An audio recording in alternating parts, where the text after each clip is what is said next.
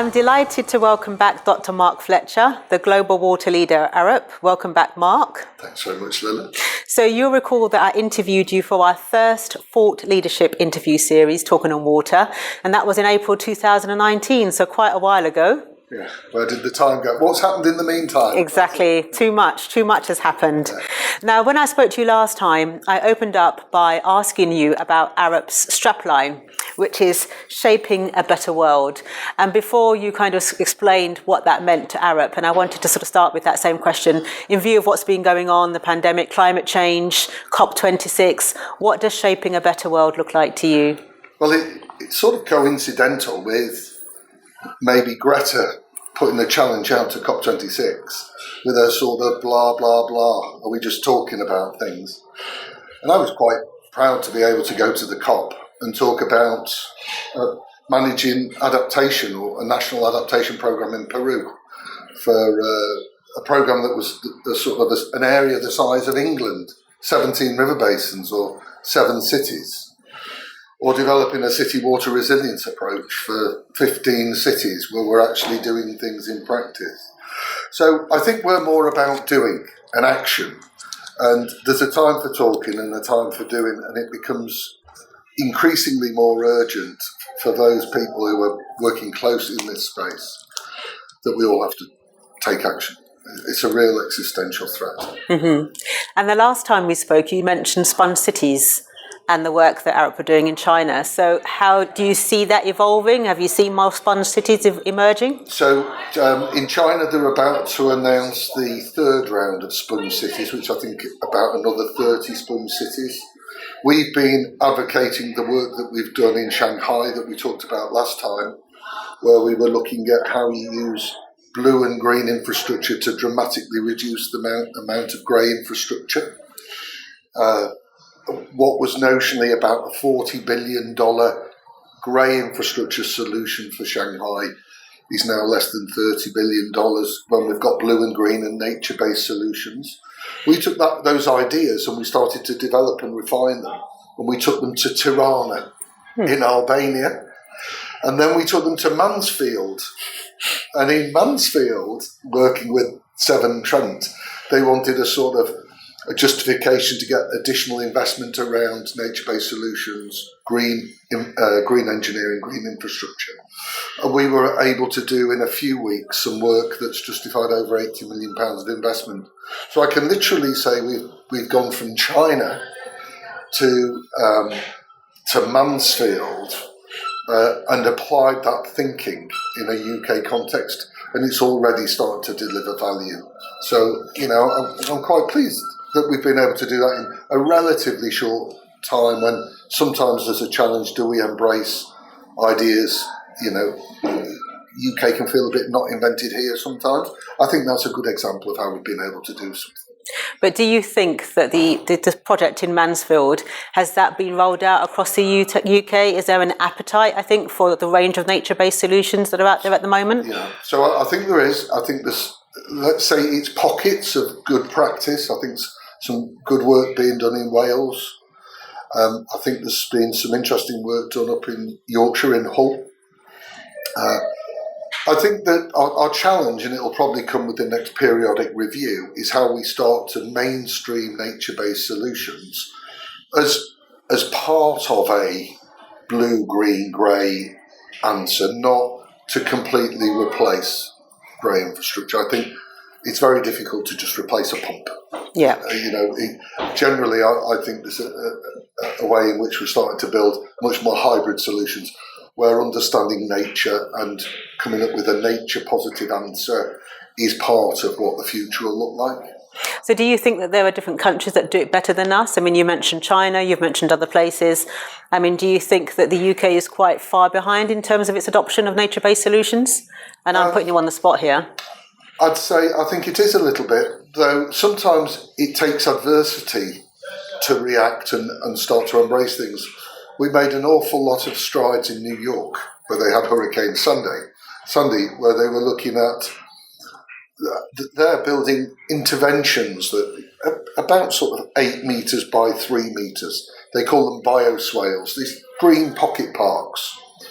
And you think one or two of those wouldn't have much benefit in a city, but maybe if you put 5,000 or 6,000 or 10,000 of them, you start to have an impact. If I think about other places, Singapore, where I think they've got the challenge of increasing dependency or trying to reduce their dependency on water supply from Malaysia, because their agreement switches and they have to move to be self-sufficient. They've tested all aspects of the water cycle, and it's really quite impressive. These multiple national taps. One of those they call ABC waters, which we would call water sensitive urban design, or elsewhere it's called blue and green infrastructure. They're doing things where they're working in tune with nature. So I think there's something to learn there, something to learn from the Australians. But I think at scale, China's really the place where sponge cities, I think, we've got a lot to be thankful for that as a national initiative. Great idea. So what I'm hearing about is a lot of learning, identifying best practice, sharing it with others, bringing it back to the UK, seeing what works overseas and vice versa. So do you feel that, I've sensed as a result of COVID-19 that there's much, much more appetite in the water industry for greater collaboration. So where do you see that kind of heading in terms of the Ofwat Innovation Fund and everything else going on? I think we were using virtual communication, but we hadn't had this shift, this step up to really mainstreaming it. We've been forced to do that with COVID, but I think having done that, it means we've got a lot better at virtually sharing and connecting. I'm connecting from my garden studio to all around the world all week, and so much more effectively than I ever did. Which I think is a really powerful way for us to connect. In terms of international best practice, therefore, what we're trying to do is freely open source, share a good idea, and we're always saying, but don't forget the local context. Don't forget that the governance, the roles and responsibilities across the water cycle in the place where you solve something with one particular solution, they may be slightly different somewhere else. That's right. So understand your governance, not just your technical solution. Yeah. I think that's really working. But there is a time for us to come back out of our burrows, and there's nothing like when you meet people, as we did at COP, at the Water Pavilion, where you meet people and it's the person you've not seen in a couple of years that prompts something that you've been thinking about. Right, I've got to go and have a chat with her or with him about that particular issue. That happen chance meeting, that's what isn't really very easy when we're working virtually. But I think it's been a really positive thing to get us working the way we have with COVID. And one of the key things that arose as a result was, or almost arose as a result, probably sort of claim a bit of credit for it, is the water pavilion, the first ever water pavilion we've ever had at COP. So well done for your hand in helping to achieve that. And I think it's actually quite remarkable that it was the first ever pavilion we've ever had. I think it is. I was at COP21 in Paris, where there was a large area to have public events, and we held the largest public event, looking at adaptation, looking at water, working with the Stockholm Water Institute, working for the Alliance for Global Water Adaptation. But then it was like a hobby. There were a few really passionate organisations trying to get something on the agenda. And I really think that as we've followed that through, that ball started to gain momentum as we've gone to subsequent COPs and things like the Stockholm World Water Week, which are feeder discussions for the COP.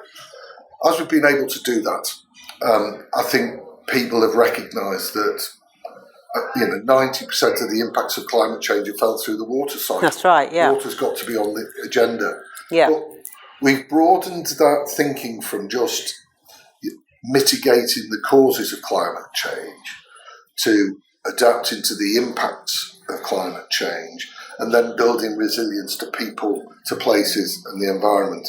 And I think that's a much stronger approach. It means that our climate action is both nature positive, but it feels more integrated. And if I'm proud of anything, is that we've started to mainstream that sort of approach to more organisations. But the challenge is huge. Yeah. And we all have to lend our shoulders to a common wheel. So resilience is a key objective of Ofwat in its strategy. So what does resilience look like to you? Well, resilience to me it's about raising awareness. It's about thinking from a systems perspective, not just about water as a series of shocks and stresses, sort of like storms or like sea level rise, but thinking beyond that to how things interconnect and interact, how people, if they're more aware of something or understand it or have a sense of how one system can interact with another, then we take a much more holistic view. We're building resilience into people, into the way in which they think. That's a good point, yeah. The way in which they act. So then my next question is, when we spoke last time, you spoke about a data lake. And that's often come up in conversation, that there's a lot of data out there. Obviously, Ofwat want there to be open data, and obviously there's only a certain amount of data that you can make available for people to innovate. So how do you see digitalisation moving forward, and especially in terms of the adoption by the water sector? Because apparently the water sector is 15 years behind the oil and gas industry in terms of the way that we are digitalising the industry. Would you agree with that? I would, but we are benefiting from advances in digital thinking and computer power that are allowing us to sort of leapfrog. So we're doing things at a catchment scale that we didn't have the computing power to do 5 years ago. We're now able to do them. When I talked about how we analysed Shanghai, we did it with machine learning, looking at Google Earth, and I think we got 12 typologies on the city. By the time we've got to Mansfield, we've developed those 12 typologies to about 34. Okay. We could analyse a city and tell you how much of a city's swimming pool. It gives you an idea of the granularity that we're starting to get to. And I think that the importance for me about data is we're starting to ask questions like, does everything have to be real time? Or could it be real enough time? Do we need 5 readings a minute, or do we need 1 reading a day? We're starting to challenge that so that we don't just create data for data's sake. Yeah, that's right. We start to get much more intelligent systems, things that where we're building feedback, that we're learning, the system itself is learning. We're not just liberally applying the term digital twin to anything. We're starting to understand those systems digitally, so it allows us to explore what we could do around much more different sorts of scenarios. I think the digital tide is definitely coming in. I think we're riding the wave to a certain extent, and I've seen huge advances in what are being done in the last 2 years since we last spoke. Huge advances in that time that we're now looking to mainstream. We are absolute advocates for open data, ARUP, and open sharing of knowledge. We think that that's the only way in which we're really going to gain collective momentum. The task that's in front of us, having come away from COP, it's a huge task. Yeah, I agree. It isn't about the point scoring between organisations or taking a bit more commercial advantage. I think the task is huge. There's more work than we all can do together in facing up to those challenges. So the sooner we can use organisations like British Water to bring us together so that we're all working together in a more integrated way, the better. A bit like the strands that form string and the string that forms rope. We've got to get something that really gives us common purpose around climate action, which is nature positive climate action. Yeah, that's great. Thank you. So I'm going to go back to COP26 because you had a bit of a powerful time there running between meetings, speaking engagements and so on. So what are the key takeaways from COP26? Well, first of all, I thought there was some really positive actions around methane, around trees, around climate change. I think some real positive agreements that I thought were quite powerful. From a water perspective, and I thought I'd jotted down some of the key messages that came from the water pavilion. It wasn't just that we came up with these actions, which I'll share in a minute. It was more that we had the focus. We had the first session where sanitation was being discussed in the same breath as climate change That's and incredible. adaptation. And I thought, it isn't just a global north to a global south. This is about sort of humanity working in a much more joined up and integrated way. We've got a long way to go. But some of those key messages from the Water Pavilion: water offers powerful solutions and can help us secure a 1.5 degree future. So through water, we can eliminate about 10% of greenhouse gas emissions. And indeed, there was a task force and an announcement to try and get more focus where the US are working with the UK and with Australia on process emissions. It's a sort of elephant in the room, so trying to do something about process emissions. The second key message: water resilience builds climate and socio-economic resilience. And we just talked about resilience. What I quite like is this idea of a blue thread that goes through all of what we're doing and seeing this real importance about what water's doing. And then building water resilience is crucial to climate justice. And I think this is us coming together in a much more collective way, holding to account commitments to invest and support countries when they're facing climate extremes, whether they be wildfires or whether they be storms or whether they be sea level rise. That justice is a really important thing about our common humanity. So I think they were the strong messages that I saw as takeaways. But I would encourage people to look at the simple actions that have come out, because I think a lot's been achieved. So pleased to see China and the US committing to what they're trying to do. So pleased to see countries being held to account on each COP going forward. They'll have to say what they're doing towards achieving 1.5 degrees. That's right, yeah. How they're ramping up. Really positive things. So talking about COP26 and sort of staying there, I mean, you were mentioning when we were at an event last week about the fact that COP26 was a great place because you could go from one country to the other. You turned a corner and there was a Bangladesh pavilion, you turned another corner and there was a China pavilion. So did you find that being able to sort of walk around and see these different sort of delegations really helped to facilitate discussions, really helped to kind of galvanise everybody and sort of give a bit of direction to where we need to go to in terms of our water objectives? I think it did. What it highlighted as much as anything is people are taking action in their countries. There are different perspectives. People are coming from different places.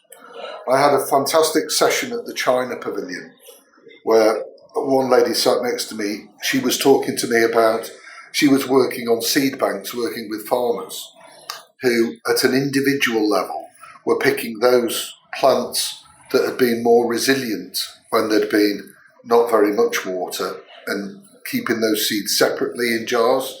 When they'd had too much water, which were the ones that thrived. So starting to be selective.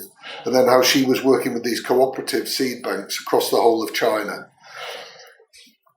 It's funny, it's this sense of empowerment that you can do something at a personal level. And collectively that can scale up, which I think is really important.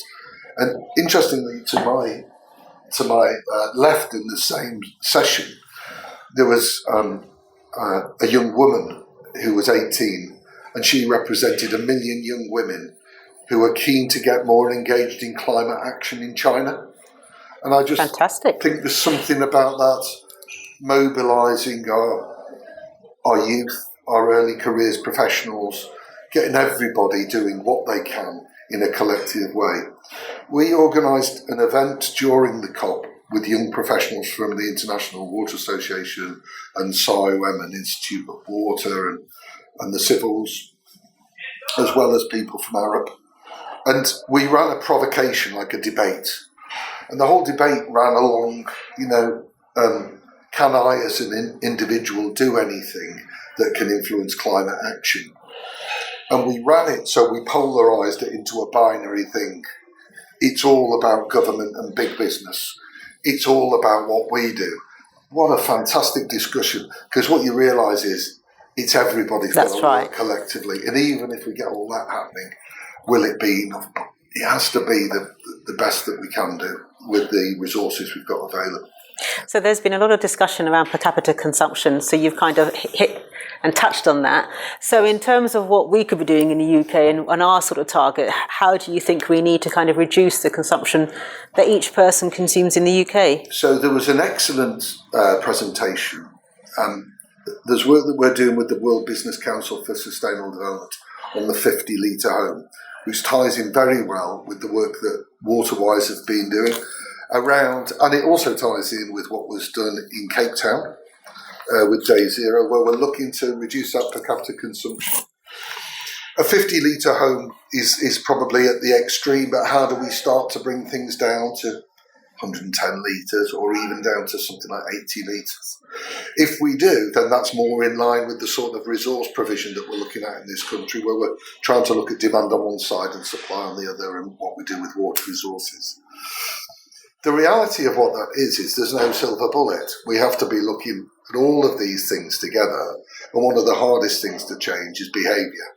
That's right. And I think that if we can get into that space and apply as much effort and thinking around that as we do to engineering solutions, which will be increasingly green and nature-based, then I think we'll start to get to a common agenda. I'll swap my knees. It's only because I've got an artificial knee. I need to swap my knee back. There we go. No, I'll give you time to get comfortable. Right. Well, the next topic is going to be an interesting one, hopefully, PR24. Yeah. So obviously we're in the middle of AMP7. The supply chain are trying to work closely with water companies and others to make sure that we deliver for AMP7. What do you see as the sort of key challenges of AMP7 and beyond into AMP8? So some fundamental key challenges. The UK water sector is committed to net zero by 2030. It's going to be a huge mind shift. We've taken some of the easy wins. Now we're going to get into some of the more difficult stuff. We've got river pollution, so we've got to sort out what's happening with CSOs and our whole sewer systems, how we keep water out of those sewers, how we build blue and green solutions that absorb and soak up, or like a sponge, soak up water so that we don't get as much water being discharged from stormwater, how we embrace the digital revolution, how we take a much greater focus on asset health so that we look at asset management in the round. You know, some huge challenges there at a time when we're shifting to more renewable energy, which has got to be, it's all got to be a positive. There's an awful lot on the agenda. Never been a greater need for innovation. Really encouraged to see an innovation fund that we're working with Nesta and our utilities with Ofwat. It isn't that, you know, that's the place for innovation and everybody otherwise, you know, we can only have an idea in that corner. It's more to say this can give some focus.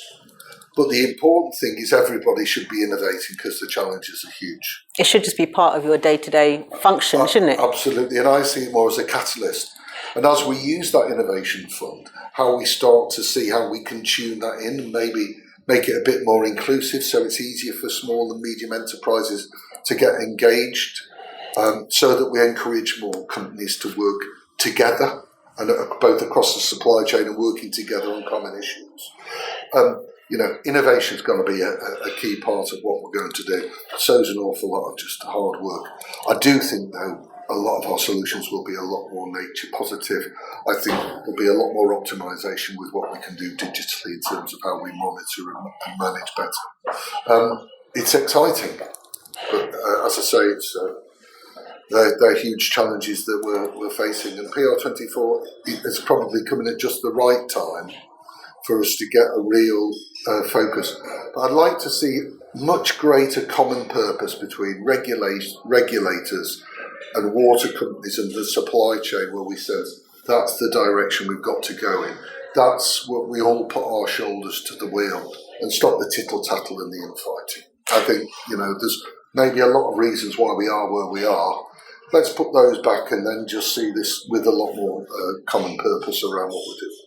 I think one of the issues is that, so you've got the Ofwat strategy, then you've got the water company business plans, although they have all signed up to the Water 2050 Innovation Strategy, which is great because it has 7 key themes at the back.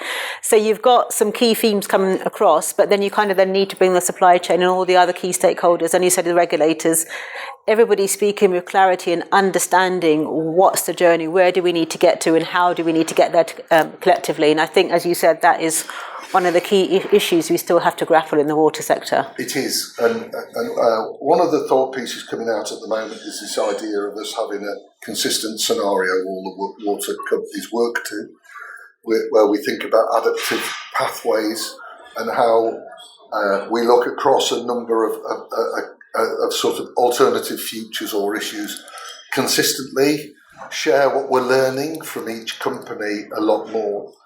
I'm not sure personally, I'm not sure what competition's gaining at the moment at a time when I've seen energy prices fluctuate hugely, and yet water prices have been held down. I really have a sense of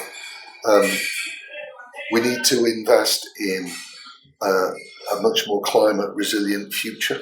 I agree. And that means it's got to be net zero carbon. If anything, we want to be we want to be overdriving what we're doing to make up for shortfalls that may occur in other industries or elsewhere. We should be leading by example, and I think we are by setting our targets. We've now got to deliver on them. I'm all for Greta's, let's shift from blah, blah, blah to action. Let's get action.